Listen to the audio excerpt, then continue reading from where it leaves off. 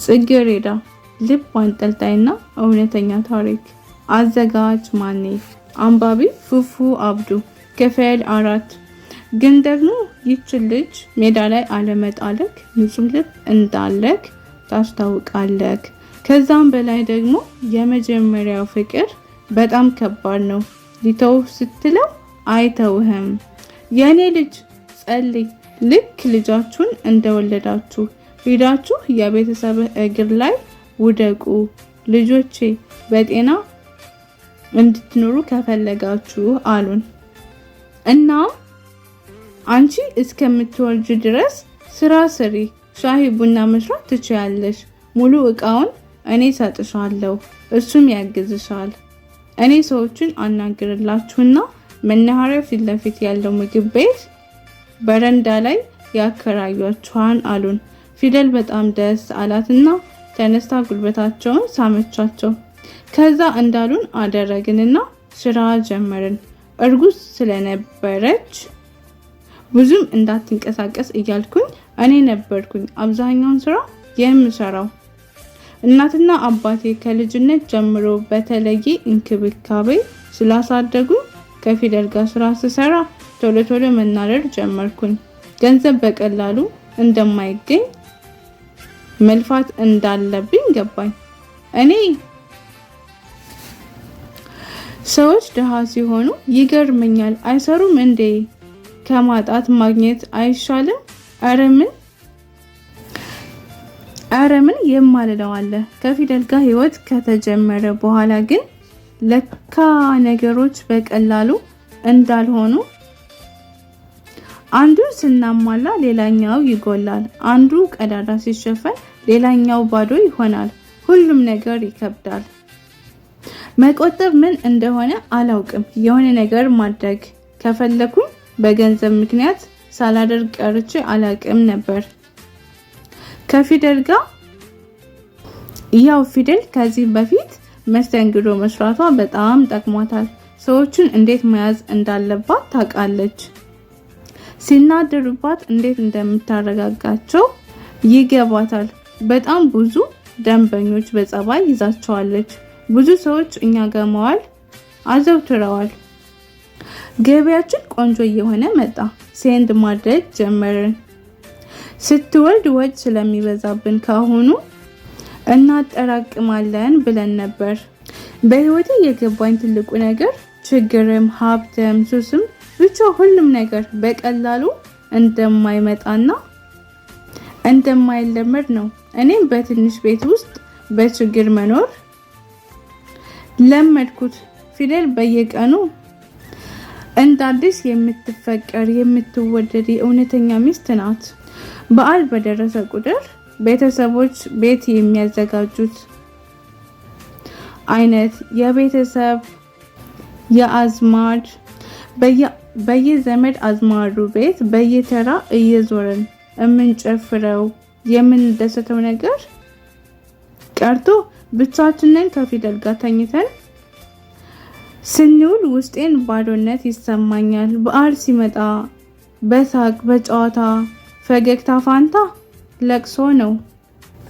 ሁሌም በቻለችው ልታስደስተኝ ብቸኝነት እንዳይሰማኝ ባዶነት እንዳይሰማኝ ልታደርገኝ ትሞክራለች። ፊደል የመውለጃዋ ወር እየቀረበ ሲመጣ አከራያችን የገንፎ እህል በራሳቸው አዘጋጁልን። እናመሰግናለን ብለን ተቀበልን። ፊደል ስትወልድ የሻይና የቡናው ስራ እንዳይቆምብን አንዲት ልጅ አስገባንና ፊደል ሂሳብ ተቀባይ ብቻ ሆነች። ስትወልድ የሚያስፈልገንን በሙሉ ገዛዛን። አንዴ ወልዳ ወደ ቤተሰቦቻችን እስከምንሄድ ልቤ ተሰቅሎ ነበር። እናቴን የልጅ ልጅሽ ነው ለሱ ብዬ እኮ ነው አንቺን ያስከፋሁሽ፣ አየሽው አያምርም? እናቴ ማንን ነው የሚመስለው እያልኩኝ ከእናቴ ጋር የምጫወትበት ቀን ሩቅ ሆኖብኛል። ከፊደል ጋር አስቀድመን ክርስትና እንደማንደግስ ቤተሰቦችን እንደምንም አሳምነን የመጀመሪያ አመቱን አብረን እንደምናከብር አወራን። ፊደል ልክ ለመውለድ ቀናቶች ሲቀራት ከቤት መውጣት አቆመች። እኔ እና አዲሷ ልጅ ብቻ መስራት ጀመርን። እኔ ሂሳብ ተቀባይ ብቻ ሆንኩኝ። 10 ቤት እየሄድኩኝ ፊደልን እያየኋት እመለሳለሁ። አስታውሳለሁ ቀኑ ሐሙስ ነበር። ጧት ከእንቅልፌ በጧት ተነስቼ ቁርሷን ሰርቼ ከበላች በኋላ ልወጣ ስል በጣም ቀፈፈኝ። ከፊደል ጋር ዛሬ ካንቺ ጋር ልሁን አልኳት። ለምን እንደሆነ አላቅም። ለመውጣት አልፈለኩም ነበር። ፊደል ተቆጣችኝ። ቆይ ስወልድ እኮ ከአጠገቤ አትርቅም። አሁን እንደምንም ተሯሩጥና ስወልድ እንዳይቸግረን ብር እናስቀምጥ። 1 ብር ቢሆን ይቸግራል እኮ አለችኝ። እሺ በቃ ብያት ስሜት ትቻት ወጣሁኝ። ስራ እየሰራሁ የምቀበለውን ሂሳብና የምመልሰውን መልስ ሁሉ አላቅም ነበር። አንዳንዴ ውስጥ ይናገራል ይባል የለ። ምሳ ሰዓት አካባቢ ላይ ሁሉም ሰው ለምሳ እረፍት ለማድረግ ለምሳችን ወጡ። ምሳ እየበላን በዛውም ቡና እየጠጣን ነበር። አከራያችን ስልክ ደወሉልኝ። እኔ እንጃ ግን እየፈራው አነሳሁት። ልጅ ጽጌረዳ ለመውለድ ወደ ሆስፒታል እየሄደች ስለሆነ